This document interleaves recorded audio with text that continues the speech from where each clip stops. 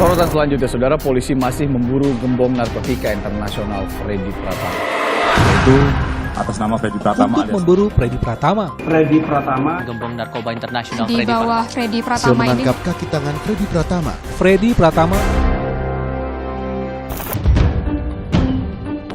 Gembong narkoba Freddy Pratama menjadi buron sejak tahun 2014, telah merugikan negara sebanyak puluhan triliun. Satu persatu anggota gembong narkoba ini mulai tertangkap. Polri sebagai lembaga pelindung masyarakat mempunyai kewajiban untuk menjaga ketertiban di Indonesia. Tentunya harus bisa menyelesaikan kasus ini. Ikuti pengejaran Freddy Pratama dalam Presisi Melayani.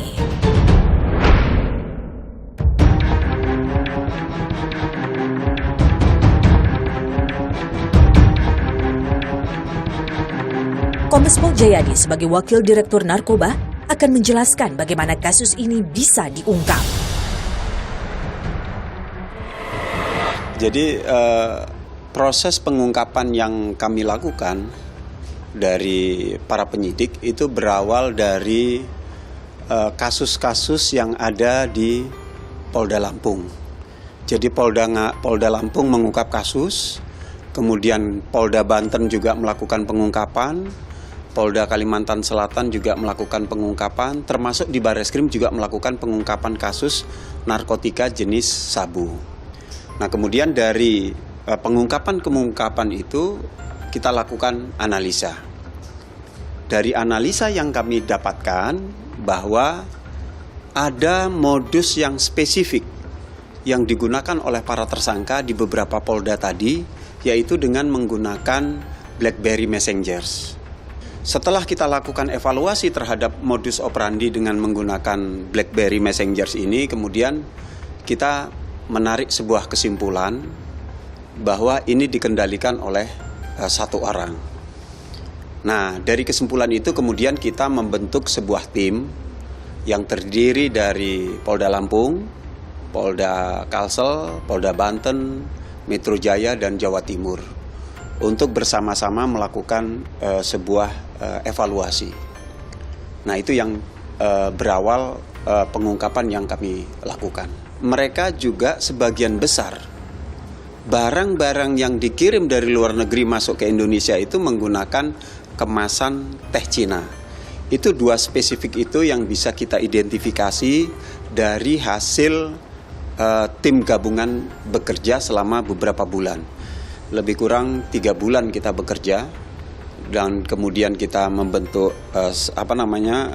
sebuah satgas yang kemudian kita sebut operasinya adalah operasi Escobar itu.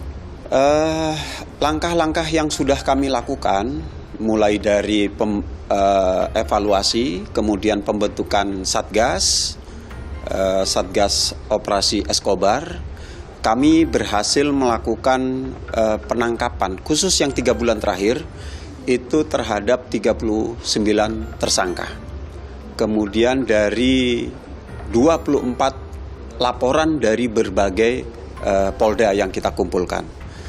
Kemudian juga kita berhasil melakukan penyidikan terkait dengan tindak pidana pencucian uang, TPPU. Nah, TPPU juga sekarang sedang berlangsung. Gembong narkoba Freddy Pratama mempunyai struktur organisasi yang jelas. Mulai dari pengelola aset untuk mencuci uang hasil narkotika, ada yang menjadi pengendali kurir untuk mengatur peredaran narkoba di Indonesia, ada yang menjadi kurir uang tunai untuk mengantarkan uang ke kantong Freddy Pratama, ada yang menjadi koordinator rekening palsu, sampai koordinator pembuat dokumen palsu, seperti KTP dan paspor. Jadi dari 39 tersangka, kemudian diantaranya sekarang sudah bertambah menjadi 4 tersangka yang dikenakan tindak pidana pencucian uang, termasuk LS. LS ini adalah orang tua dari Freddy Pratama. LS ini bertugas untuk menerima hasil transaksi peredaran gelap narkoba dari Freddy Pratama, diserahkan kepada LS. Kemudian LS menginvestasikan dalam bentuk hotel, kemudian perusahaan, termasuk juga bangunan termasuk juga tanah. Sepanjang informasi kita dapatkan, maka secepat mungkin Freddy Pratama kita lakukan penangkapan. Karena ini juga sudah kita terbitkan red notice kepada yang bersangkutan. Sehingga kalau kemanapun dengan menggunakan paspor Indonesia, yang bersangkutan sudah terdeteksi di seluruh dunia. Jadi data yang kami peroleh di Thailand kemarin, ternyata si Freddy Pratama ini selain memiliki paspor Indonesia, dia juga memiliki paspor Vanuatu. Vanuatu ini sebuah negara di Asia di sebelah Papua di atas, di Mikronesia di sana. Ini Vanuatu. Kami sudah koordinasi dan berkirim surat kepada Kementerian Luar Negeri, dan Kementerian Luar Negeri juga sudah memberitahukan itu kepada pemerintah Vanuatu untuk menginformasikan bahwa Freddy Pratama sebagai pemegang paspor Vanuatu terlibat jaringan internasional peredaran gelap. Ini yang menjadi tugas kami juga semakin agak rumit. Ketika dia menggunakan paspor Indonesia, kita sudah terbitkan red notice. Nah, belakangan kan terbit paspor Vanuatu. Yang bersangkutan juga punya paspor Vanuatu. Nah, ini kalau misalnya dia pergi menggunakan paspor Vanuatu, ini kita tidak terdeteksi. Tetapi kami sudah punya langkah. Kami akan terbitkan red notice Freddy Pratama dengan paspor Vanuatu. Sehingga dua-duanya kita terbitkan red notice. Di samping kita juga memberikan informasi, membuat surat kepada Kementerian Luar Negeri untuk memberitahukan kepada pemerintah Vanuatu bahwa Freddy Pratama pemegang paspor Vanuatu terlibat jaringan peredaran gelap narkotika internasional.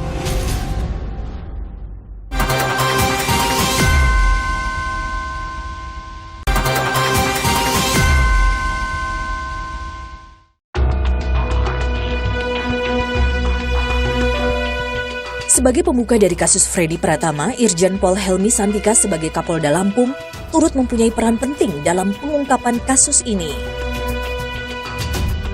Ini diawali di awal tahun lah, sekira bulan Maret 2023. Pada waktu itu saya baru menjabat di Polda Lampung. Dari hasil evaluasi khusus terkait narkoba, hasil ungkap Polda Lampung itu banyak dan besar-besar.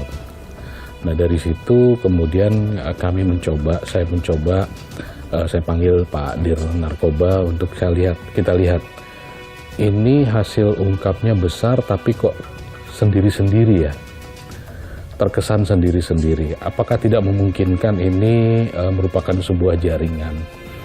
Karena kita tahu bahwa sindikasi peredaran gelap narkoba itu pasti melibatkan jaringan, dia tidak bekerja sendiri. Coba dilakukan pendalaman. Kita berhasil menangkap seorang yang bernama FK ya, dengan sejumlah barang bukti, kemudian kita kembangkan. Dari situ kita mengetahui bahwa ada sebuah jaringan yang sudah beroperasi sudah lama, yang dikendalikan oleh seseorang yang bernama Freddy Pratama alias Miming. Dengan waktu mereka melakukan kegiatan itu, dari data atau informasi yang kita dapat itu sejak 2009. Jadi jaringan ini sangat rapi. Nah, dari situ akhirnya kita bisa melakukan penangkapan terhadap beberapa tersangka lainnya. Nah, karena ini melibatkan beberapa wilayah, sehingga Dir Narkoba saya tugaskan juga untuk bisa berkoordinasi dengan Polda tetangga, dalam hal ini Polda Banten. Dari hasil atau data informasi yang ada, itu ada wilayah-wilayah lain. Kemudian saya sampaikan, kalau udah seperti ini, segera lapor ke Mabes Polri. Sehingga dengan ditarik ke Mabes, dibentuk sebuah gugus tugas bersama, mereka membuat sandi kegiatan ini atau sandi operasinya adalah sandi Escobar untuk bisa mengungkap jaringan ini ke wilayah-wilayah yang lain. Alhamdulillah sudah bisa ditangkap 39 orang tersangka. Dari 39 ini 26 tersangka itu ditangkap oleh Polda Lampung. Saya tidak bisa mengatakan pusatnya di Lampung, tetapi dari fakta pengungkapan ini diawali dari hasil ungkap yang dilakukan oleh Polda Lampung. Dan ini bukan sekali nangkep 26 orang, tidak. Ini berangkai. Kemudian ada juga yang kita tangkap di Johor bersama-sama dengan tim gabungan itu, karena keterkaitannya itu adalah dengan Lampung, maka tersangkanya kita bawa ke Lampung, kita proses di Lampung dalam kaitan money laundering atau TPPU-nya. Ya, strateginya adalah mengedepankan sinergi, komunikasi, kolaborasi, dan koordinasi dengan semua pemangku kepentingan yang ada. Ya, salah satu wujud nyatanya adalah kita bisa menangkap ya APS ini, seorang selebgram. Ini kita dapatkan informasi, kemudian kita dalami bahwa yang bersangkutan mengendalikan dari dalam lembaga pemasyarakatan, kemudian informasi ini kita komunikasikan dengan teman-teman dari Dijenpas, sehingga mereka memberikan fasilitas kepada kita untuk meminjamkan terpidana itu ke kita untuk kita eksplor. Dan ternyata diketahui ini terkait dengan hasil ungkap Polda Lampung dengan barang bukti sejumlah 35 kilo beberapa waktu lalu. Kemudian ada 2 tersangka lainnya. Nah, dari situ kita coba tracing kemana uang hasil penjualan narkoba itu. Nah, dari situ kita ketahuilah ada seorang selebgram yang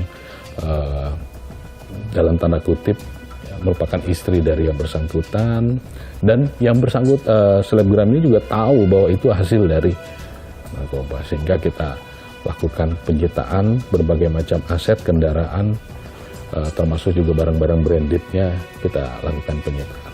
Kita mengetahui dari hasil penyelidikan berdasarkan data informasi dari tersangka yang sudah kita amankan bahwa yang bersangkutan ada di Thailand. Tentu kita tidak bisa langsung mengamankan, harus melalui kerjasama. Dan dari pertemuan kemarin, teman-teman dari kepolisian Malaysia maupun Thailand, Interpol dan lain sebagainya, mereka juga bersepakat membantu kita, mensupport kita untuk mencari tahu di mana Freddy Pratama ini. Kalau untuk paspor sudah dicabut, ya, paspor sudah dicabut. Ya, kita doakan saja semoga kita bisa mendapat kemudahan untuk bisa menangkap Freddy Pratama ini. Ya, karena dia berada di Johor, maka kita dalam upaya penangkapannya melakukan kerjasama internasional. Hubungan Indonesia dengan Malaysia baik. Teman-teman dari Polis Diraja Malaysia juga membantu, sehingga KIF bisa kita,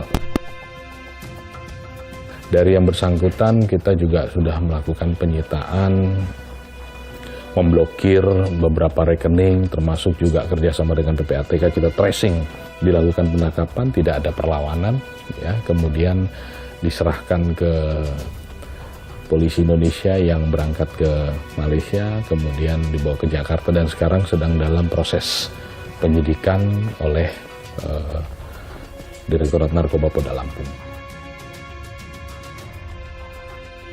Yang pertama ya, jangan coba-coba narkoba, jangan mencoba-coba menggunakan narkoba, apapun ceritanya. Yang kedua, kepada setiap keluarga, peran orang tua itu sangat besar, bagaimana bisa mengawasi anak-anaknya. Jadi orang tua harus bertanggung jawab, guru di sekolah juga harus bertanggung jawab. Orang tua adalah guru di rumah, guru adalah orang tua di sekolah. Kemudian kepada aparat, ya mari sama-sama kita tingkatkan keimanan kita kepada Allah Subhanahu wa Ta'ala. Jangan sampai kita tergoda, karena mereka selalu akan menggunakan sisi lemah kita untuk memanfaatkan kita dalam upaya peredaran gelap narkoba.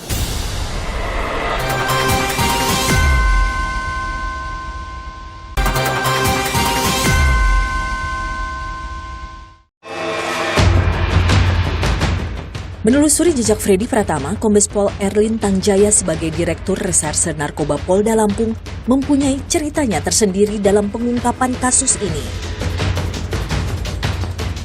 Saya ceritakan awal mula terbongkarnya kasus ini. Jadi berawal dari informasi yang kami dapatkan di wilayah Seaport Interdiction Bakauni, itu bahwa adanya seseorang yang akan mengirimkan barang narkotika untuk melintasi pelabuhan Bakauni. Pada saat itu tim kami yang melaksanakan piket di sana mengetahui informasi itu, langsung melakukan penyisiran ya di wilayah Bandar Lampung. Nah, pada saat itu kita melakukan pemeriksaan di beberapa hotel yang ada di Bandar Lampung. Kemudian pada saat melakukan penyisiran, kita melakukan pemeriksaan identitas orang-orang yang menginap di hotel-hotel yang ada di wilayah Bandar Lampung. Saat itu kita temukan ada salah seorang yang menginap di hotel yang memang kita cukup curiga. Kami melakukan investigasi bersama Subdit 3 untuk mendalami siapa orang tersebut. Namun kecurigaan kami cukup dalam sehingga mau tidak mau harus kami gedor kamar hotel tersebut. Ketika kita menggedor kamar hotel tersebut, kita dapati yang bersangkutan di dalam hotel. Kemudian kami lakukan pemeriksaan. Dari situ kami mendapatkan koper yang berisi narkotika jenis sabu sebanyak 21 kilo.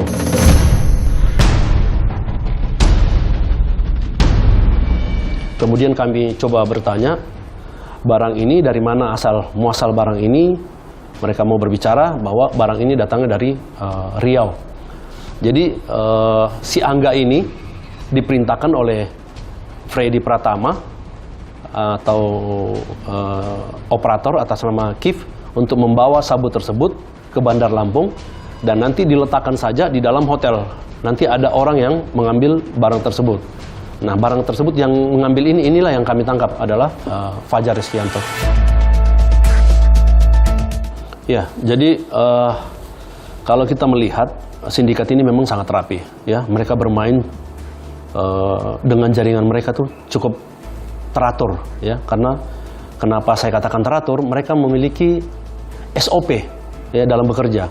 Jadi setiap kurir atau kuda yang bergerak itu harus terkendali benar oleh namanya sang operator, si Kif atau Muhammad Rivaldo alias Vito yang kita sebut.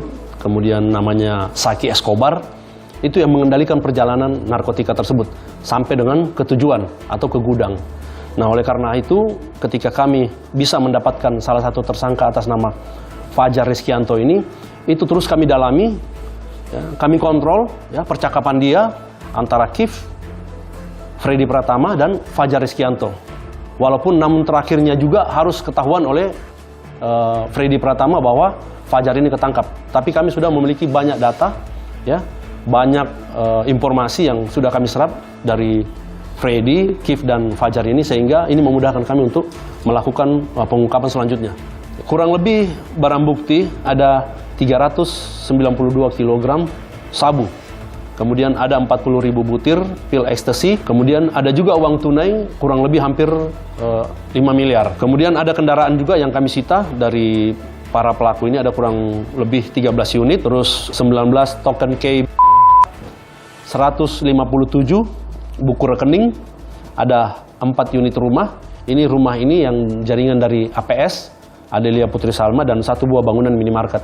Ya, kalau kita lihat, ya, kita juga menangkap di sini ada sindikat-sindikat dari Aceh, dari Medan memang berbeda ya, karena sindikat seperti yang Aceh atau Medan ataupun juga yang di Riau yang selain daripada sindikat BBM ini, mereka kalau bermain narkoba mengantarkan barangnya menggunakan kurir itu tidak menggunakan percakapan di dalam aplikasi khusus seperti BlackBerry Messenger ataupun Trema dan Wire, tetapi hanya cukup berkomunikasi melalui WhatsApp ataupun telepon biasa.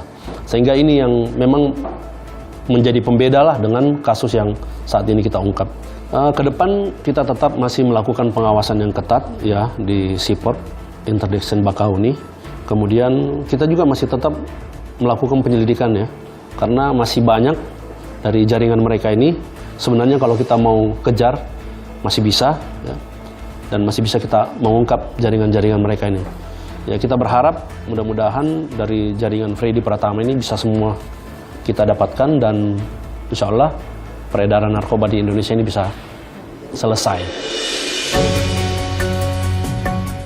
Kalau kami lihat ya, saudara Kevi ini, bagaimana dia mengedarkan narkobanya.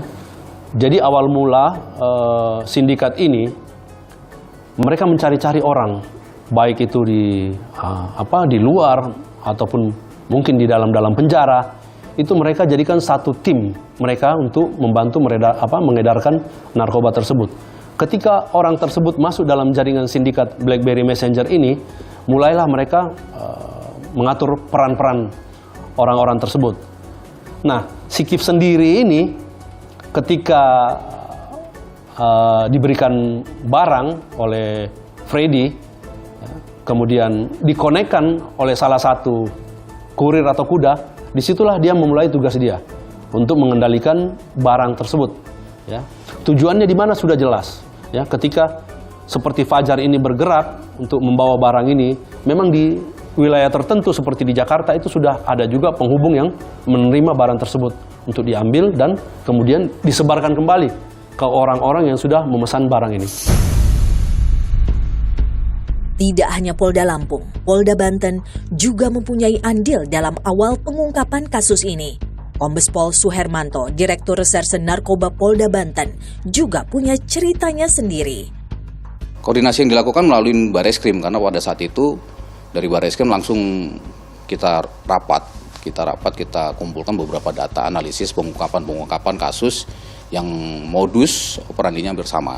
Ya, salah satunya adalah menggunakan teh bungkus Cina, terus komunikasinya menggunakan BlackBerry Messenger, dan dari data aliran rekening juga ada nyambung ke beberapa tangkapan di polda-polda se-Indonesia. Kalau dengan polisi luar negeri, setelah kita menangkap beberapa jaringannya, ada di Surabaya waktu itu, di Yogyakarta, terus di Kalimantan.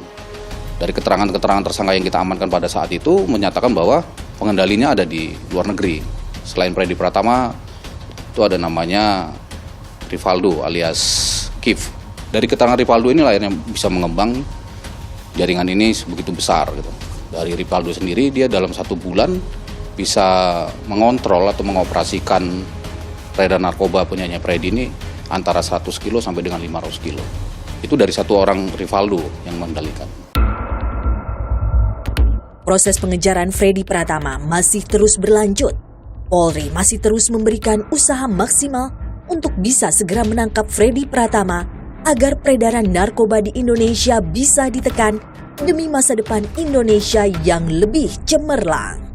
Kita sebagai masyarakat Indonesia harus terus mendukung Polri untuk bisa terus menjaga Indonesia.